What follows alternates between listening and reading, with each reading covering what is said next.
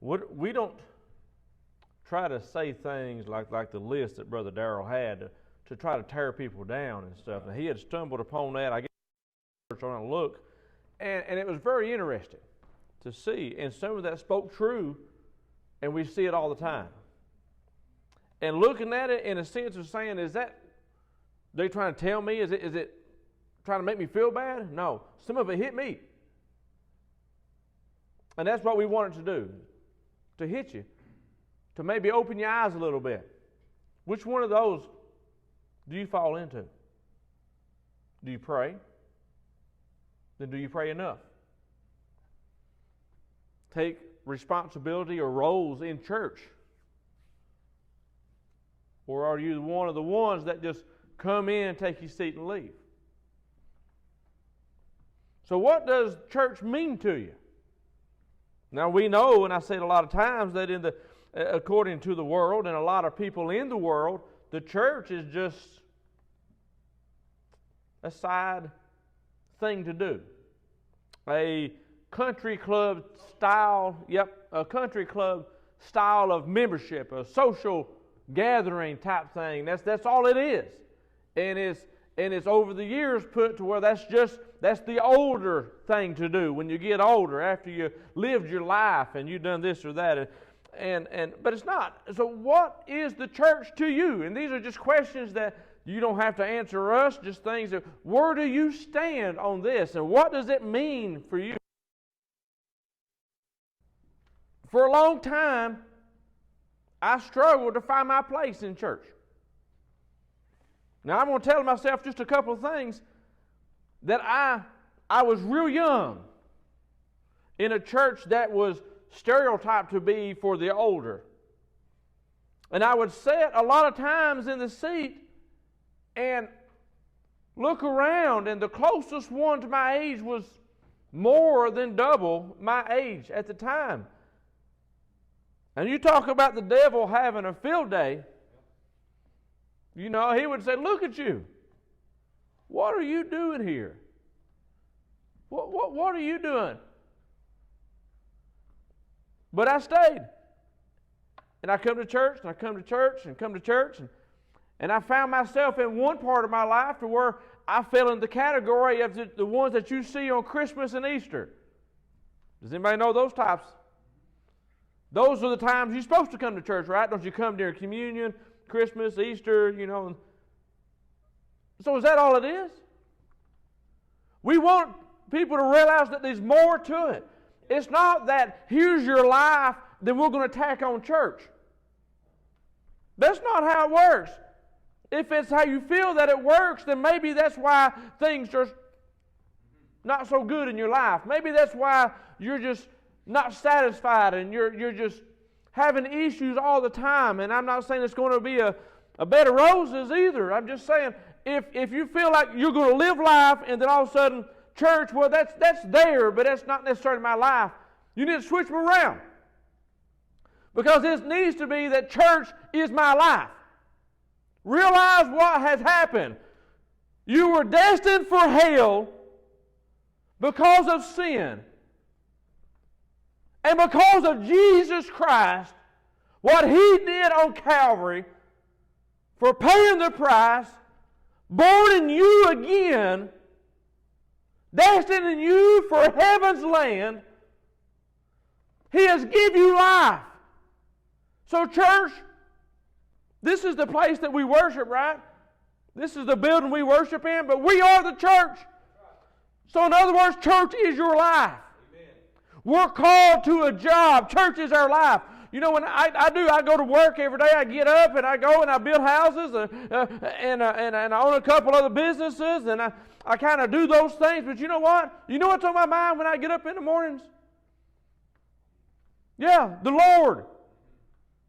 And as I go through work, I'm doing it because I got to make money and I got to take care of my family, got to pay my bills and got to do things. We got to live. But you know what? then we're trying to figure out what's going on, and we're wanting to do things in our community. We're wanting to have Thanksgiving baskets. We're wanting to have Christmas programs for our kids. We're wanting to have some type of Bible study. We're wanting to build a website, and we're wanting to make a video. We're wanting to come up here every Wednesday night when sometimes nobody's in the house, just me and Brother Darrell, and it's out of the ordinary, but that's on our mind. That's what we want to do because church is our life.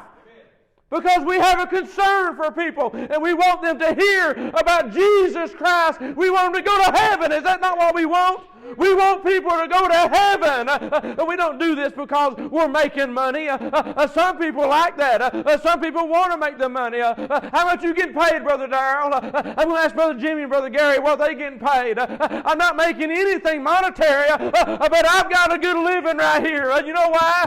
Because my blessings are in heaven's land. And when I can feel the Spirit of God, that is good enough for me.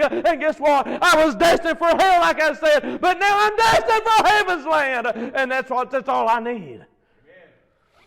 And people think, oh, but those things you're talking about, are you condemning other churches for not doing it? No, and some people may think, oh, you're trying to tear down the regular Baptists, which is what we are, and we're trying to change this and change that. We're not changing doctrine. It's all about Jesus, and that's where we're going to stand, and that's where we're going to keep it at. We're going to preach the gospel, but you know what? We're not saying change anything. We're saying do more, because there's more to do, and that's what we want to do. There is more to do. So ask yourself, am I doing enough? Am I doing enough? Probably not. Probably not. So people say, well, what else do you want me to do? Well, let's ask the Lord. There's always something to do. And people say, well, I don't know what to do, and I've had people tell me, so I don't quite know what to do. I want to do more, and I want to do more, and I'm reading, I don't know what to do, and they're waiting, and I said, have you prayed about it? Have you asked about it? Well, not really. Well, why not? Well, why not? Are we talking to the Lord? Do you think He'll tell us what to do? Do you not say to acknowledge Him in all of our ways? Do we desire for Him to direct our paths? Yeah. Sometimes when we desire for Him to direct our paths, He'll direct them for us. But sometimes that direction will be out of the ordinary. Sometimes that direction will be in places we've never been before. Is it scary? Well, yeah. You can ask Brother Darrell what we felt like.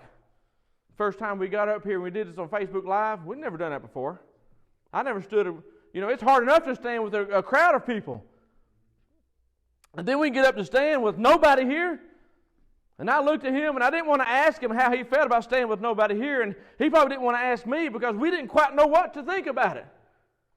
And he called me early that morning, that Sunday morning. We were sitting here, and he had called me. He said, where you at? Are you ready? I said, am I ready? I'm already sitting here. I was here for almost 2 hours before church started. Couldn't sleep. Scared to death. He will call us to do things that are out of the ordinary, out of our comfort zone. And that's a good thing. So my question to you, I told you I won't keep you long. Are we representing Jesus Christ? Staying home? Some are scared and they don't want to come. That's all right. But some are called to do a job. Are you doing it, or are you staying home? And there's ways to do it. There's avenues. This is just another avenue. Is your speech betraying you? So just questions. People may say, Brother Darrell, we may get messages on this tonight. Say, boy, it's a hard night tonight. Hard night tonight. No. This is what I'm going to leave you with. There's people seeking things right now. They're looking, and they're looking for comfort, security, peace. They're looking for hope. They're looking for a lot of things. Well, I'm just going to say it, red or blue. That's what they're looking for. Thinking that one or the other is going to calm everything. One or the other is going to, that's the answer. That's the answer. And they'll fight to the end. Oh, it's this side or this side. No. Jesus Christ. Amen. So to the Christians, red or blue may be a choice out there, but I'm talking about Jesus Christ is where we stand. That is what we declare. That's what we portray. That's what our speech needs to be about. Our conversations, all about Christ. That's the light that we need to shine. So to the world who's looking for comfort, to the world who's looking for peace, to the world who's looking for that security, that rock, somebody who will fix all things, we want to stand on Christ because we will want them to see where we stand. We are the light of the world. Are we? And how bright is that light shining? Because there is absolutely a job to do. There is absolutely a cause. Look around you. It's needed now more than ever. So we need the children of God to stand bold, to declare His name, to walk bold. Don't just stand, walk boldly so that the world can see your light and give God the honor and glory. That's what we need. You can fall into any of those statistics, and a lot of us do. So take that for what it was, and then look at how we can grow. What else can we do? Where else can we go? And let's humble ourselves before the Lord. Say, God, here I am. God, use me. Let's be willing to be used.